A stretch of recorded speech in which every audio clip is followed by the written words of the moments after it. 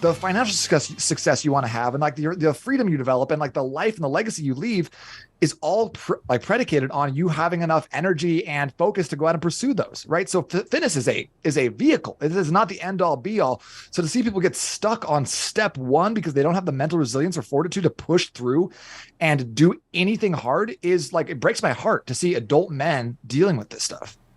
What do you think that step one is, right? Like if somebody comes to you and they're like, hey man, I got a blood panel, right? And my doctor kind of told me my metabolic health is way bad. Cholesterol is bad, blood sugar is too high, yada yada yada. But like, look at me, I'm not morbidly obese, you know. Maybe I hit Planet Fitness a couple times a week, and I lift some weights and I walk on the elliptical. Like, what is usually step one?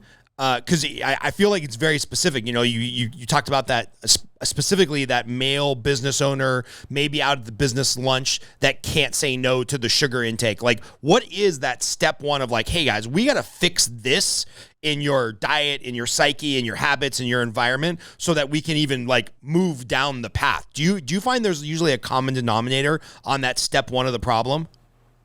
There's a couple things that kind of come up, and it really depends on the person, because I think that for a lot of guys, it's creating time to do some movement, you know, and like, I still think nutrition is probably more important than the movement aspect, but I think for dudes, especially, getting the movement can really facilitate and lead to that positive snowball effect that's going to allow them to eat better long-term.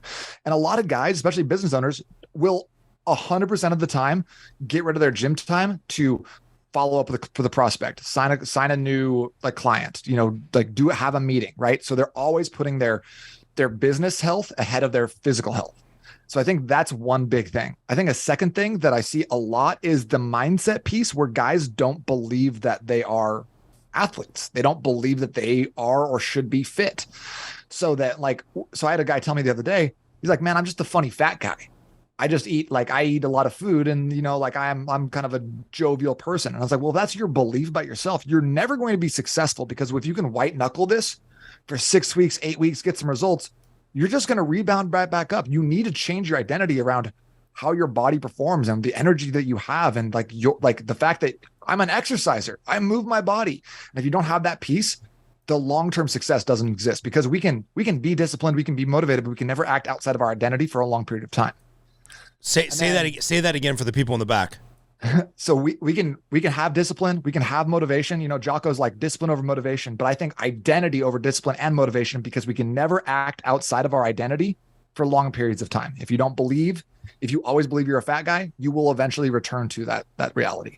I love that. The identity is greater than the discipline, because discipline is much better than motivation, because motivation comes and goes, and the alarm goes off at 4:45. It's like, I'm not motivated to get out of my warm bed and go have some 250-pound sweaty dude put his balls on my face, but I'm committed to like getting better at this practice and getting a purple belt one day, right? Like that's the current goal. And I think sometimes people like myself, we even trick ourselves of like, oh, I got to post something on Instagram or social media about doing jiu-jitsu, because I need part of my identity to be like, oh yeah, Scott's the guy that does jiu-jitsu, because that will motivate me to go to jiu-jitsu, because I don't want to feel like a fake. I don't want to feel like a phony and be like, oh yeah, I posted that picture of me and Jocko one time, and then like I haven't been to class in like 6 weeks. But if people know that like, oh, part of Scott's identity is, oh yeah, he's a loan officer, he does podcasts, he does jiu-jitsu, well then I can't miss a podcast or a jiu-jitsu practice, because then I'm just a piece of shit who's out of alignment with myself.